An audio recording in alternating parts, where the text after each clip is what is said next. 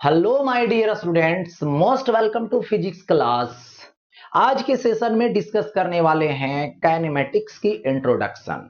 यदि आप चैनल पे पहली बार हैं तो चैनल को सब्सक्राइब कर लें और इस सेशन को प्यारा सा लाइक करके अपने दोस्तों के ग्रुप में शेयर कर दें। चलते हैं टॉपिक की ओर। काइनेमेटिक्स की इंट्रोडक्शन होने वाला है, यानी रेस्ट एंड मोशन होने वाला है। और मैं बता दूं कि यहां से जनरल फिजिक्स की स्टार्टिंग होती है, यानी यहां से जनरल फिजिक्स की शुरुआत होती है। इससे पहले हम लोग जो भी फिजिक्स पढ़ते हैं वो जो है से 11th क्लास में वो क्या होता है, वो होता है मैथमेटिकल फिजिक्स, और यहां से होती है जनरल फिजिक्स। तो इसमें बात करेंगे काइनेमेटिक्स क्या होती है, इसका इंट्रोडक्शन क्या है, और रेस्ट और मोशन क्या है, यही सब के बारे में आज बात करने वाले हैं।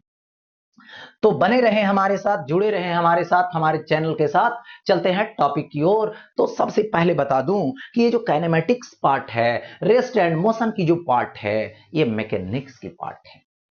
मैकेनिक्स दैट मींस क्या है, फिजिक्स की एक बहुत बड़ी ब्रांच है जिसमें वो ऑब्जेक्ट की, तो यहां पर बात करेंगे रेस्ट से रिलेटेड और मोशन से रिलेटेड। यानी मैकेनिक्स की जो बात होती है वो पूरे 11th में आपको दिखेगा कि मैकेनिक्स ही भरा हुआ है।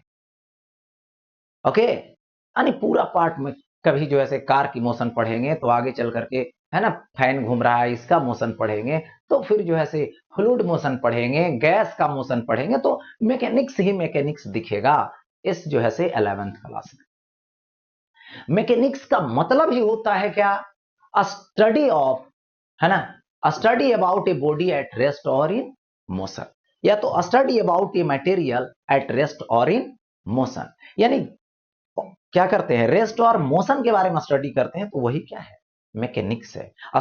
तो रेस्ट क्या होता है, मोशन क्या होता है, इसके बारे में भी डिस्कस करेंगे। लेकिन सबसे पहले इसकी थ्री पार्ट्स होते हैं, मैकेनिक्स की थ्री ब्रांच होती है। स्टैटिक्स होता है फर्स्ट। स्टैटिक का मतलब होता है रेस्ट पोजीशन। यदि बॉडी की रेस्ट के बारे में स्टडी करेंगे तो वो हो जाएगा स्टैटिक्स। लेकिन ये बहुत बड़ी बात नहीं है, बहुत छोटी बात है ना, ये बहुत बड़ा ब्रांच नहीं है, बहुत ही छोटा, बस इतना ही में कि ऑब्जेक्ट जब रेस्ट में होती है उसको देख रहे हैं तो वो क्या हो गया, रेस्ट हो गया, उसके बारे में और आगे बात नहीं बढ़ पाता है। चलिए आगे बढ़ते हैं।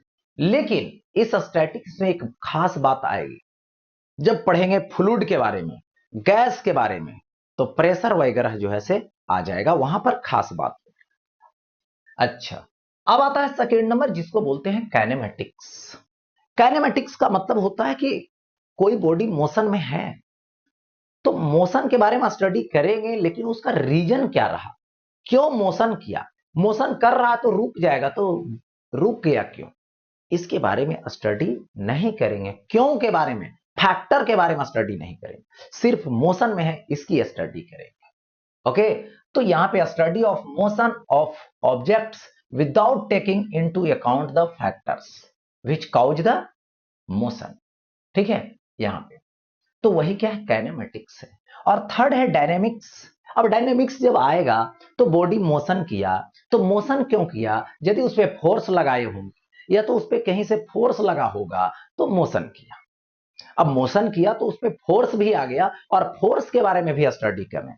जैसे साइकिल चला रहे हैं और आपको रोक देनी है तो क्या करना होगा, ब्रेक लगानी। तो ब्रेक लगा, ब्रेक लगने से क्या हुआ, फ्रिक्शन फोर्स लगा, उसकी भी बारे में स्टडी करने लगेंगे तो वो हो जाएगा डायनेमिक्स। यानी यहां पर मैं बोलूं कि study of motion of object with taking into account the factors which cause the motion, वही क्या है, डायनेमिक्स है। यानी सिंपल बोलूं तो पूरी जो स्टोरी घूमेगी वो रेस्ट एंड मोशन से घूमेगी, रेस्ट एंड मोशन से घूमेगी।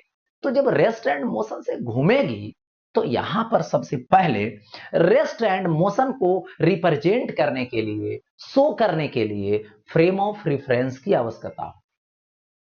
अब ये फ्रेम ऑफ रेफरेंस क्या है, तो फ्रेम ऑफ रेफरेंस देखिए सिंपल है, किसी ऑब्जेक्ट की, किसी पार्टिकल की पोजीशन को रिप्रेजेंट करने की अरेंजमेंट है। और उसके लिए क्या होता है कि एक टाइम स्केल की जरूरत होती है, क्योंकि पोजीशन जब चेंज होगी या फिर नहीं होगी तो टाइम देखनी पड़ती है कि टाइम जो है से टाइम के अकॉर्डिंग हो रहा है कि नहीं। तो उसके लिए यहां पर देखिए टाइम देखने के लिए घड़ी लगा दी। तो ये भी एक क्या है, फ्रेम ऑफ रेफरेंस की पार्ट है। और यहां पर देखिए कोऑर्डिनेट सिस्टम आ जाता है। तो ये क्या है, एक्स एक्सिस, और ये क्या है, वाई एक्सिस, और ये क्या है यहां पर जेड एक्सिस, और यहां पर ये क्या है, ओरिजिन है। अब एक लिया जाएगा लेंथ स्केल, ये तो हो गया टाइम स्केल, और एक लिया जाएगा लेंथ स्केल। क्यों लिया जाएगा सो देखिए, तो किसी की भी position X axis, Y axis और जेड एक्सिस में रिप्रेजेंट होगा। कहां से, ये ओरिजिन से। ठीक है, तो सपोज कीजिए कि यहां पर कोई ऑब्जेक्ट है, और ये जो ऑब्जेक्ट है कहां पर है, तो बोलेंगे एक्स एक्सिस पे है। अब एक्स एक्सिस में इसकी लोकेशन क्या है, तो लोकेशन बतलाने के लिए ओरिजिन के पास से स्केल लगाना पड़ेगा, लेंथ स्केल, और तभी बता पाएंगे कि ये जो है से उतना लोकेशन पे है, इतना इसकी पोजीशन है। और टाइम अब देखेंगे, टाइम देखेंगे कि टाइम पास कर रहा है, और इस ऑब्जेक्ट की जो लोकेशन है जहां पे था वहीं पे रह गया, इसका मतलब है कि ये रेस्ट में है। ठीक है, तो कौन बताया, किसके अकॉर्डिंग बताया गया, फ्रेम ऑफ रिफरेंस के अकॉर्डिंग बताया, फ्रेम ऑफ रेफरेंस के अकॉर्डिंग बताया गया। तो ये क्या बन गया, जहां से किसी का लोकेशन लेते हैं और वही क्या बन जाता है उसके लिए, फ्रेम ऑफ रेफरेंस बन जाता है। ठीक है, कहीं से भी, जैसे मान ले किसी डिस्टेंस की बात हो, कहीं पर लोकेशन की बात हो, तो कहीं से बतलाया जाता है, कहीं से उसका लिया जाता है डिस्टेंस, कि यहां से यहां तक की डिस्टेंस इतना है। तो जहां से लिया जा रहा है वो उसके लिए क्या हो गया, फ्रेम ऑफ रेफरेंस हो गया। ओके, यानी रेस्ट एंड मोशन दिखलाने के लिए, शो करने के लिए फ्रेम ऑफ रेफरेंस की जरूरत होती है। एक्स एक्सिस में हो सकता है, वाई एक्सिस में हो सकता है, जेड एक्सिस में भी हो सकता है। ठीक है, तो इस तरीके से तो फ्रेम ऑफ रेफरेंस के लिए दो चीज नेसेसरी है, एक टाइम स्केल और एक होता है लेंथ स्केल। और ये जो कोऑर्डिनेट सिस्टम अरेंज कर लेते हैं यही बन जाता है frame of reference. Frame of reference दो तरीके की होती है, एक इनर्शियल फ्रेम और एक नॉन इनर्शियल फ्रेम, जो आगे डिस्कस किया जाएगा। सबसे पहले आते हैं काइनेमेटिक्स में, और इस काइनेमेटिक्स में सबसे पहले बात करने वाले हैं हम लोग जिसको बोलते हैं रेस्ट। और ये रेस्ट होता क्या है, तो सबसे पहले देखिए किसी की भी पोजीशन, किसी भी ऑब्जेक्ट की लोकेशन यदि टाइम के अकॉर्डिंग यानी टाइम के साथ चेंज नहीं हो रहा है तो वो क्या चीज में है, रेस्ट में है। वो क्या चीज में है, तो रेस्ट में है। ओके, जैसे मैं सपोज करूं कि ये जो है से ट्री है, और इसकी बात की जाए कि ये जो है इसको फ्रेम ऑफ रेफरेंस मान लेते हैं, और इधर उधर दो चीजें हैं, एक टावर है और एक हाउस है, और दोनों की लोकेशन जब भी मेजर की जाएगी, ली जाएगी, तो इसको फ्रेम ऑफ रेफरेंस माना गया है। तो इसी से अब तो ये ट्री तो देख नहीं पाए, वहां पर इस फ्रेम ऑफ रेफरेंस में एक आदमी को बैठा दी जाए, और वो आदमी अब देख रहा है कि टाइम गुजर रहा है, टाइम पास कर रहा है, लेकिन इसकी जो लोकेशन है इसकी इसके बीच की वो चेंज नहीं हो रही है। दैट मीन्स चेंज नहीं हो रही है, दैट मीन्स ट्री के रेस्पेक्ट में ये हाउस क्या है, ये जो है रेस्ट। इधर देखा गया टावर, तो इसके बीच की जो गैप है वो भी चेंज नहीं हो रही है, इसकी भी पोजीशन चेंज नहीं हो रही है। इसका मतलब ये भी क्या है, टावर भी किस चीज में, रेस्ट में है। और ट्री नहीं रहेगी तो फ्रेम ऑफ रेफरेंस का सबसे बड़ा एग्जांपल कौन है, ग्राउंड। ग्राउंड से भी देखिए, ग्राउंड के रेस्पेक्ट में देखिए, समझ में आ जाएगी। ओके, तो यहां पर रेस्ट का मतलब होता है टाइम के अकॉर्डिंग, टाइम के साथ यदि पोजीशन चेंज नहीं हो रही है सराउंडिंग के रेस्पेक्ट में तो वो रेस्ट में माना जाएगा। यानी जिसके रेस्पेक्ट में पोजीशन चेंज नहीं हो रही है वो क्या माना जाएगा, रेस्ट में माना जाएगा। देखिए the state of an object when its position remains constant with respect to a reference point और फ्रेम ऑफ रेफरेंस। यानी फ्रेम ऑफ रेफरेंस कौन बनाया? ट्री बना। किसी को भी मान सकते थे, हाउस को ही मान लीजिए। अब उसके रेस्पेक्ट में ट्री को देखिए तो ट्री का पोजीशन चेंज नहीं हो रहा है, तो ट्री जो है इसके रेस्पेक्ट में रेस्ट में हो गया। यदि टावर को फ्रेम ऑफ रेफरेंस मानते हो और फ्रेम ऑफ रेफरेंस इसको मान करके जब हाउस की लोकेशन को देखते हो, पोजीशन देखते हो, तो चेंज नहीं हो रहा है, मतलब टावर के रेस्पेक्ट में ये हाउस क्या चीज में? रेस्ट में। आगे बढ़ता हूं, नेक्स्ट मोशन। तो यहां पर क्या है? मोशन का मतलब होता है कि यदि जो है किसी को फ्रेम ऑफ रेफरेंस पहले मान लीजिए कि उसी से लोकेशन, उसी से पोजीशन ली जाए, तो यहां पर मान लिया मैंने ट्री है और ट्री को फ्रेम ऑफ रेफरेंस मान। अब उसके रेस्पेक्ट में क्या होगी देखना है, किसको? इस बर्ड को। तो क्या देखा है आपने? तो यहां पर ऑब्जर्वर बैठा दीजिए फ्रेम ऑफ रेफरेंस पे, रेफरेंस पॉइंट पे ऑब्जर्वर बैठा, उसने देखा टाइम के अकॉर्डिंग, ठीक है, कि इस बर्ड की जो पोजीशन है, जो लोकेशन है, जो बीच की डिस्टेंस है, वो इंक्रीज कर रहा है। इसका मतलब है कि बर्ड जो है अपना पोजीशन इस फ्रेम ऑफ रेफरेंस के यानी रेफरेंस पॉइंट के रेस्पेक्ट में चेंज कर रहा है। इसका मतलब है ये मोशन किसके रेस्पेक्ट में देखा जा रहा है? तो ट्री के रेस्पेक्ट में। तो ट्री के रेस्पेक्ट में मोशन। यदि कोई आदमी यहां पर ग्राउंड पे खड़ा है, वही तो देख रहा है, यानी ग्राउंड के रेस्पेक्ट में भी ये मोशन। अच्छा, इसके बाद यहां से बैठ करके एक आदमी इस बॉय को देखा, इस मैन को देखा, इस प्लेयर को देखा, तो देखा इधर बॉल है, तो बॉल को मारने के लिए इधर आ रहा, किक करने के लिए आ रहा। तो आ रहा है तो पोजीशन क्या हो रही है? चेंज हो रही है। दैट मीन्स क्या हो रहा है? नियरेस्ट आ रहा है। इसका मतलब है पोजीशन चेंज हो रहा है। इसका मतलब इस रेफरेंस पॉइंट यानी इस ट्री के रेस्पेक्ट में ये मैन क्या चीज में है? Motion. That means motion. Okay, तो वही बोला गया the change in position of an object with respect to a reference point और frame of reference over time. ठीक है, वही क्या है? मोशन है। वही क्या है? मोशन है। तो बस देखना है, लेकिन किसी के रेस्पेक्ट। लेकिन रेस्ट एंड मोशन जो है उसकी बात की जाए तो पोजीशन चेंज नहीं होना, किसी के रेस्पेक्ट में तो रेस्ट में माना जाना, और पोजीशन चेंज हो जाना टाइम के अकॉर्डिंग तो मोशन में माना जाएगा। इसलिए बोला जाता है rest and motion are relative concepts, यानी रिलेटिव टर्म। क्यों ऐसा? जिसकी वजह से समझ कि कोई भी ऑब्जेक्ट को लीजिएगा तो वो रेस्ट में भी हो सकता है और मोशन में भी हो सकता है। आपका देखने का नजरिया बदल, फ्रेम ऑफ रेफरेंस बदलना होगा। यदि फ्रेम ऑफ रेफरेंस बदल गया तो आपका नजरिया बदल जाएगा, और जो आपको रेस्ट में लग रहा है वो मोशन में हो जाएगा, और जो मोशन में है वो रेस्ट में हो जाएगा। कैसे? देखिए, यहां पे ये रोड है, ओके, और इस रोड में क्या है? एक कार का मोशन।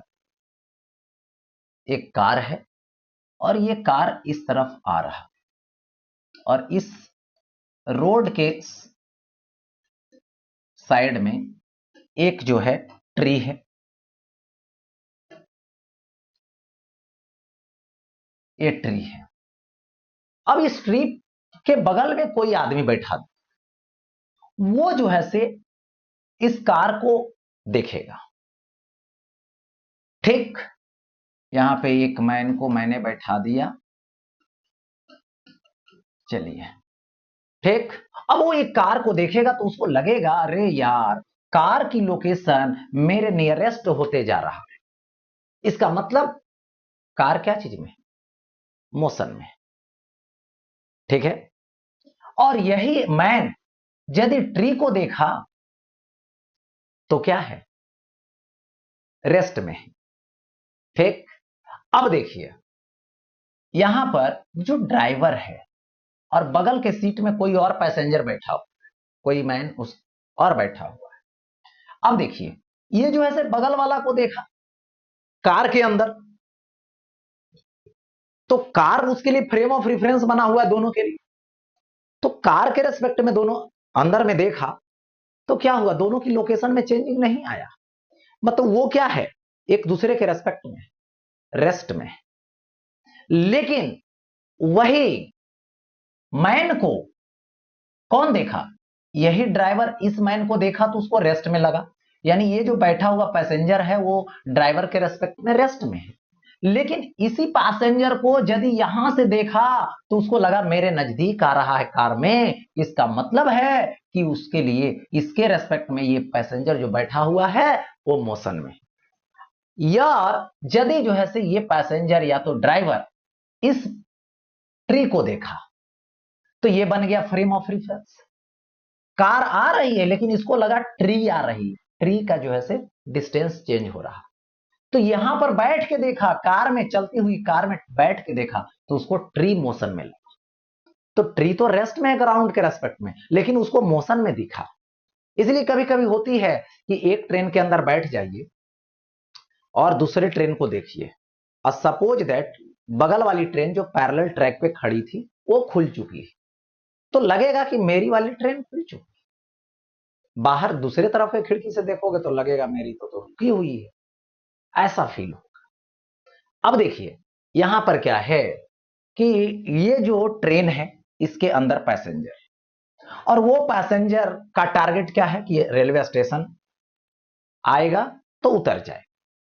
तो यदि ट्रेन में बैठा हुआ पैसेंजर सोच रहा है रेलवे स्टेशन के बारे में, तो पैसेंजर जो हो गया फ्रेम ऑफ रेफरेंस माना जाएगा, ऑब्जेक्ट माना जाएगा, सॉरी वो माना जाएगा फ्रेम ऑफ रेफरेंस, ऑब्जर्वर का रूप, और रेलवे स्टेशन उसके लिए ऑब्जेक्ट हो जाएगा।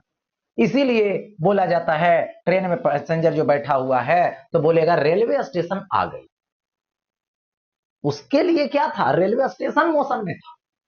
और जो यहां पर पैसेंजर, जो लोग ट्रेन का इंतजार कर रहे हैं, तो उनके लिए ये हो गया फ्रेम ऑफ रेफरेंस, और इनके लिए ये रेस्ट में हुआ, रेलवे स्टेशन रेस्ट में हुआ। जिस तरह से पैसेंजर के लिए ट्रेन रेस्ट में हुआ और रेलवे स्टेशन मोशन में, तो इनके लिए रेलवे स्टेशन रेस्ट में है और ट्रेन मोशन में है। तो इन लोग बोलेगा ट्रेन आ गई, इन लोग बोलेगा पैसेंजर लोग रेलवे स्टेशन आ गई। यही चीज होता है। तो रेस्ट एंड मोशन, जहां रेस्ट है वहां मोशन भी है, बस फ्रेम ऑफ रेफरेंस बदल दीजिए, समझ में आ जाएगा कि रेस्ट में थे लेकिन दूसरे के रेस्पेक्ट में मोशन में भी हैं।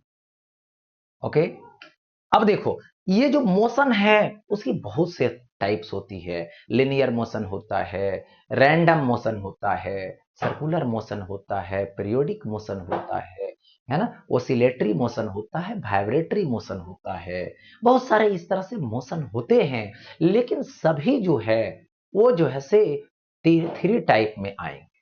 कौन कौन से टाइप में आएंगे, तो मोशन का जो थ्री टाइप्स है वो है one dimensional motion. First part क्या है, वन डायमेंशनल मोशन। और ये वन डायमेंशनल क्या है, तो मैंने बोला कि फ्रेम ऑफ रेफरेंस में थ्री एक्सिस होती है, एक्स एक्सिस, वाई एक्सिस और जेड एक्सिस। चलिए, तो यहां पे एक्स एक्सिस, वाई एक्सिस और क्या होती है, जेड एक्सिस होती है। कोई भी बॉडी यदि स्ट्रेट लाइन में मोशन किया, स्ट्रेट लाइन में मोशन किया, तो स्ट्रेट लाइन में जब मोशन करेगा तो यहां पर देखिए, सपोज दैट ये ऑब्जेक्ट है, ठीक है, या बॉडी है, और ओनली वन एक्सिस में मोशन किया, अलोंग द एक्स एक्सिस बोल सकते हैं, या तो देखा गया कि अलोंग वाई एक्सिस में है, या तो अलोंग जेड एक्सिस में है ओनली, तो उसकी जो मोशन है वो वन डायमेंशनल मानी जाए। यानी थ्री एक्सिस है, थ्री कोऑर्डिनेट है, but only one coordinate change हो रहा है, इसका मतलब है वन डायमेंशनल है। If only one coordinate change with time, motion is one dimensional और स्ट्रेट लाइन मोशन, यानी ये बोला जाएगा स्ट्रेट लाइन मोशन। ओके, अब देखिए आता है टू डायमेंशनल मोशन। तो इफ ओनली टू कोऑर्डिनेट्स, यानी हमारे पास क्या है, तो थ्री कोऑर्डिनेट है, देखिए X axis, Y axis and Z axis. तो हमारे पास थ्री कोऑर्डिनेट है और थ्री कोऑर्डिनेट में ओनली टू कोऑर्डिनेट चेंज हो रहा है। सपोज कीजिए ऐसे, देखिए तो एक्स में भी कवर हो, जैसे मान लो यहां पर है तो इसकी लोकेशन हमें क्या देखा गया, एक्स में भी है और वाई में। सपोज दैट यहां पे आया तो यहां पर हो गया एक्स और यहां पर हो गया वाई, यानी यहां से स्टार्ट किया तो स्टार्टिंग में एक्स और वाई में है, और क्या हुआ कुछ ही टाइम के बाद एक्स में और वाई में, माने यहां से यहां हो गया और यहां से यहां हो गया, तो एक्स भी चेंज किया और वाई भी चेंज किया, that means two dimensional motion. Okay, circular motion, curve path पे मोशन, प्रोजेक्टाइल मोशन, ये सब जितने आएंगे सभी के सभी क्या होंगे, टू डायमेंशनल होंगे, 2D मोशन। वही बोला गया, if only two coordinates change with time motion is two dimensional और मोशन इन ए प्लेन, इसी को मोशन इन ए प्लेन भी बोला जाता है। ओके, अब देखिए हमारे पास क्या है, थ्री एक्सेस है, ये मतलब पूरा स्पेस की बात हो जाएगी। थ्री एक्सेस हो गया, एक्स वाई एंड जेड। तो यहां पे क्या होगा, एक ही टाइम में एक्स भी कवर हो रहा है, वाई भी कवर हो रहा है और जेड भी कवर हो रहा है, दैट मीन्स वो क्या हो जाएगा, तो बोला जाएगा थ्री डायमेंशनल मोशन। उसको क्या बोलेंगे हम लोग, तो थ्री डायमेंशनल मोशन बोलेंगे।